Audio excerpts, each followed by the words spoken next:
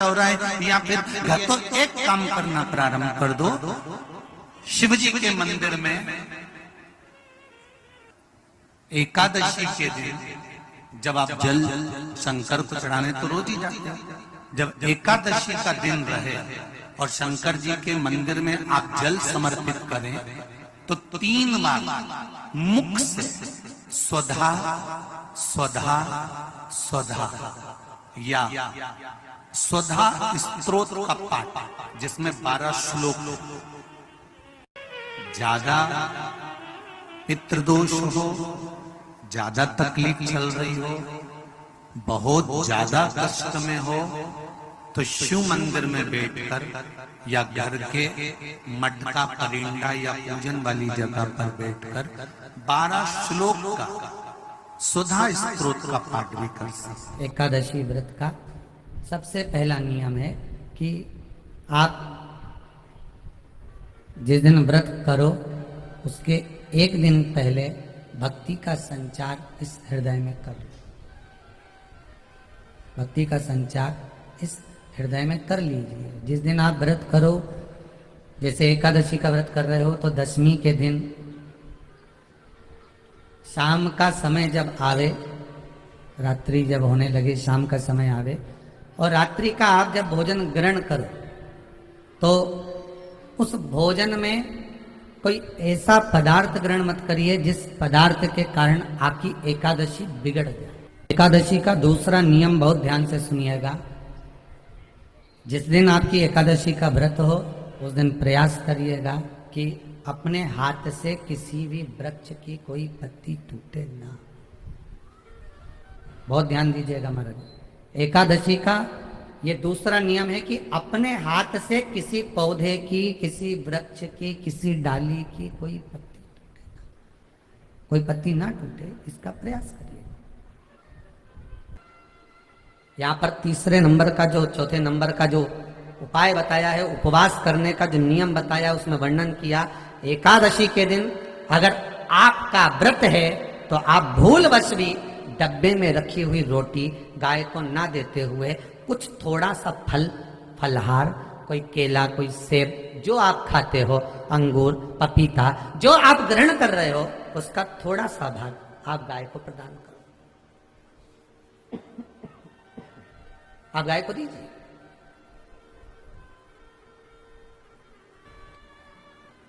पांचवा वर्णन किया चतुर्थ भाव में, बन सके जितना एकादशी के दिन भगवान का ओम नमो भगवते वासुदेवाय का जाप करें या अपने गुरु मंत्र का स्मरण करें, या जो मंत्र आपके हृदय में समाहित हो, श्री शिवाय नमस्तुभ्यम, ओम नमः शिवाय, राम कृष्ण शिव, जो मन पड़े उसका भजन करें, पर दिल से करें। जितनी देर करते बने उतना देर। माला पकड़ने की भी जरूरत नहीं कि माला पकड़ के बैठो, तो घटकी जिब्या से जप लो नहीं जी, वही उतना में ही पूरा हो जाए, वही बहुत। महाराज पांचवा नियम कहा, जिस दिन आपका व्रत रहे किसी निंदक से बात ना। निंदक जानते हो? भाई दूज के दिन, दिवाली की जो भाई दूज होती है ना, होली दिवाली की जो दूज होती है, उनमें ऐसा गोबर का भाई दूज बनाते हैं और पास में चुगलखोर भी बनाए और चुगलखोर के ऊपर ऐसा भाटा धर है, पत्थर। अब तुम्हारे उधर रखे कि नहीं रखे हमें नहीं मालूम रहे हो, जितने आस्था पे सुन रहे हो, पर हमारे इधर तो ऐसा रहता है, गोबर का भाई बहन बनाए और उसकी पूजन करे, उसके पास में गोबर का चुगल चोर भी बनाए, उसके ऊपर बाटा धर। कथा वर्णन कर रही है, निंदक से बात ना करें। मान लो किसी ने आकर आपको निंदा कर भी दी तो तुरंत सूर्य नारायण भगवान का दर्शन करें और 3 बार उनका दर्शन कर कर नेत्र बंद करें, तब जाकर वो निंदा जो अंदर गई है, अंदर पवित्रता प्रदान करेगी, तब जाकर एकादशी का व्रत लगेगा। पहले तो प्रयास करो, अगर जो निंदा करने आता है ना तो उसको उस दिन एकादशी वाले दिन दरवाजे पे लिख दो कि चुगल चोर। फिर कहा जीव की हत्या ना करे। अगला नियम है, अपने द्वारा जीव की हत्या ना हो, प्रयास करना, किसी को कष्ट ना हो। 18 नियम में से एक नियम और प्रयास करिएगा एकादशी जब भी करें तो द्वादशी से जुड़ी हुई करें, दशमी से जुड़ी हुई एकादशी कम करें। जो वैष्णवों की एकादशी कौन सी होती है? जो एकादशी द्वादशी से जुड़ी हो, दशमी से नहीं। दशमी से जुड़ी हुई एकादशी व्रत कहलाती है और द्वादशी से जुड़ी हुई एकादशी पुण्य फल प्रदान कर कर वैष्णवों को भगवान के चरण में छोड़ आती है। इसलिए एकादशी द्वादशी से जुड़ी हुई वैष्णव एकादशी। फिर अगला वर्णन किया गया। महाराज शास्त्र कहता है, अगला वर्णन जो किया गया उसमें बताया, प्रयास करें जिस दिन एकादशी हो उस दिन घर में बुआरी झाड़ू आदि जो लगती है वो दूसरा लगा लें। क्यों? उसका वर्णन है, अगर आप बुआरी लगाएंगे, झाड़ू लगाएंगे, पोछा लगाएंगे तो हो सकता है कोई जीव आपके हाथ के द्वारा मर जाए।